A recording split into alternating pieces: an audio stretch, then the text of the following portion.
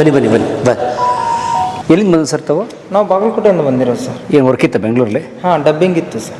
ಆರ್ಟಿಸ್ಟಾ ನೀವು? ಆರ್ಟಿಸ್ಟ್. ಯಾವ ಆರ್ಟಿಸ್ಟ್? ನಾಟಕದ ಜಸ್ಟ್ ಪಾಸ್ ಅಂತ ಒಂದು ಮೂವಿ ಮಾಡಿದ್ವಿ. ಹಾಂ, ಅದರ ಆರ್ಟಿಸ್ಟ್ ಸರ್. ಆರ್ಟಿಸ್ಟ್. ಸೊ ಅವಾಗ ರವಿ ಅವ್ರು ನೋಡೋಕೆ ಬಂದ್ರಾ? ಅಲ್ಲ, ಅವ್ರನ್ನ ಮುಂಚೆಯಿಂದನೇ ನಾವು ನೋಡಿದ್ದೀವಿ. ಅವ್ರ ಹತ್ರ ಬರೋಕ್ಕೆ ನಮಗಾಗಿಲ್ಲ. ಇವತ್ತೇನೋ ದೇವ್ರ ಪುಣ್ಯ ಬಂದ್ವಿ ಸರ್. ಅವರು ಸಿಕ್ಕರು, ಮಾತಾಡಿಸ್ತೀವಿ, ಖುಷಿ ಆಯ್ತು ಸರ್. ಎಸ್. ತಮ್ಮ ಹೆಸರು ಅಂದರೆ? ಅಬ್ದುಲ್ ಅಂತ ಸರ್. ಅಬ್ದುಲ್ ಅವರು. ಒಳ್ಳೆದಾಗಲಿ ನಿಮ್ಮ ಸಿನಿಮಾಗೆ. Okay sir.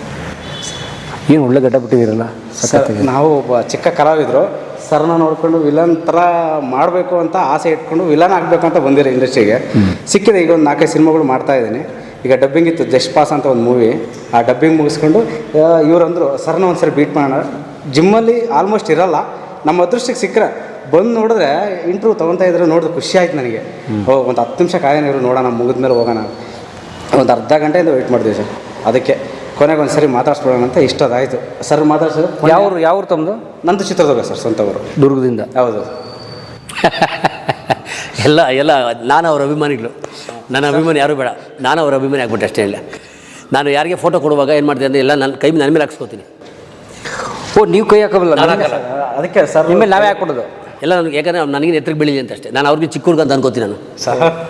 ಅದೇ ನನ್ನ ಉದ್ದೇಶ. ನಾನು ಯಾವತ್ತು ನಾನು ದೊಡ್ಡದು ಅನ್ಕೊಳ್ಳಲ್ಲ. ನನ್ನ ಅವ್ರ ಕೈ ಮೇಲೆ ಹಾಕಿದ್ರೆ ನಾನು ಅವ್ರಿಗೆ ಚಿಕ್ಕ ಹುಡುಗ ಹಾಕಿ ನಾನು ಇಷ್ಟಪಡ್ತೀನಿ. ವಾವ್, ಅವ್ರ ದೊಡ್ಡ ಗುಣ ಸರ್ ಅದು. ಅಂದರೆ ಅವ್ರ ಜೊತೆಗೆ ಅವ್ರಿಗಿಂತ ಚಿಕ್ಕವ್ರನ್ನ ದೊಡ್ಡವ್ರ ಥರ ಯೋಚನೆ ಮಾಡಿ ಬೆಳೆಸ್ತಾರಲ್ಲ. ಆಮೇಲೆ ಇವತ್ತು ಸರ್ ಒಂದು ಹೇಳೋಕ್ಕೆ ಇಷ್ಟಪಡ್ತೀನಿ. ಇವತ್ತು ಒಂದು ಹೋಟ್ಲ್ ಓಪನ್ ಮಾಡಿದ್ರಲ್ಲ, ಅದು ಯಾವತ್ತೋ ಇಂದನೂ ಅನ್ಕೊತಾ ಇರ್ತೀವಿ ನಾವು ಅಲ್ಲಿ ಹೋಗ್ಬೇಕು, ಸರ್ನ ಒಂದ್ಸರಿ ಮಾತಾಡ್ಸೋಣ.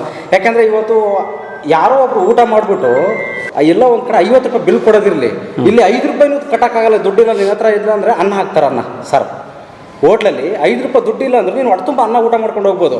ಆದರೆ ಇನ್ನೊಂದು ಹೇಳಿದ್ರು ಅವರು, ನಿಮ್ಮ ಕೈಲಿ ಆದಷ್ಟು ನೀವು ಹಾಕಿ, ದುಡ್ಡು ಹಾಕ್ಲೇಬೇಕಂತ ಯಾರಿಗೂ ಕಂಡೀಷನ್ ಇಲ್ಲ ಸರ್. ಅದು ತುಂಬ ಖುಷಿ. ನಾನು ಇಷ್ಟೊತ್ತು ಅರ್ಧ ಗಂಟೆ ನಾವೆಲ್ಲ ಅದನ್ನೇ ಡಿಸ್ಕಸ್ ಮಾಡ್ತಾ ಇದ್ದೀವಿ ಹೊರಗಡೆ. ಬಡವ್ರಿಗೆ ಭಾಳಷ್ಟು ಜನಕ್ಕೆ ಅನ್ನ ಹಾಕ್ತಾ ಇದ್ದೀರಾ.